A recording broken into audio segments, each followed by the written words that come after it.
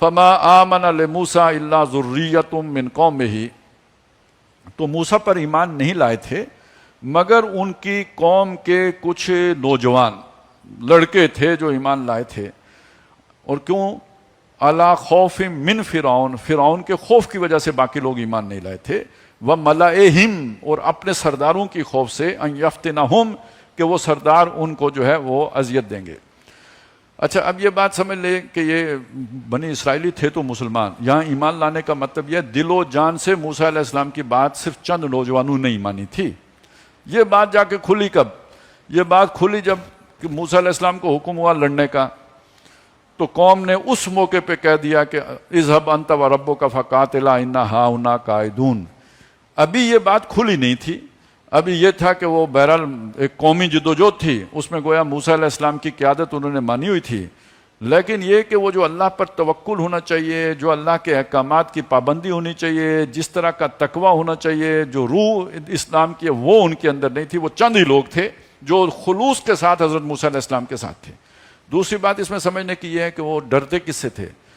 من فرعون، فرعون سے، و ملئہم، اور اپنے سرداروں سے. اب یہ ہے وہ انتظام جو کیا جاتا ہے. ایک غلام قوم کے اندر سے ایک طبقہ پیدا کیا جاتا ہے جسے ایک چھوٹی سی سرداری دی جاتی ہے، ان کو تھوڑے مفادات دیے جاتے ہیں، ان کو کچھ زمینیں دی جاتی ہیں، اور پھر ان کے ذریعے سے اپنی قوم کے اوپر ظلم کرایا جاتا ہے. اس سے پہلے میں نے آپ کے سامنے وہ ذکر رکھا تھا کہ جب یہاں پہ سلطنت برطانیہ کا راج ہوا تو اس نے پھر یہ جن لوگوں کو جاگیریں دیں، جنہیں پیر بنا کے پیش کیا کہ یہ تو پیر ہیں اور بڑے پہنچے ہوئے لوگ ہیں، وہ اندر سے سارے جو ہے نا وہ سلطنت برطانیہ کے جو ہے نا وہ یوں سمجھیے کہ فرستادے تھے، کھڑے کیے، ان کے کھڑے کیے ہوئے لوگ تھے.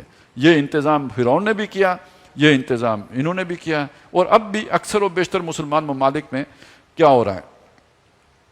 مسلمانوں پہ جو ظلم ہو رہا ہوتا ہے عوام کے اوپر، تو وہ جس نام سے بھی ہو رہا ہو تو وہ ان کے اپنے ہی کر رہے ہوتے ہیں. اپنی فوجیں ہوتی ہیں، اپنی پولیس ہوتی ہے، اپنی حکمران ہوتے ہیں، حکم کہیں اور سے آتا ہے.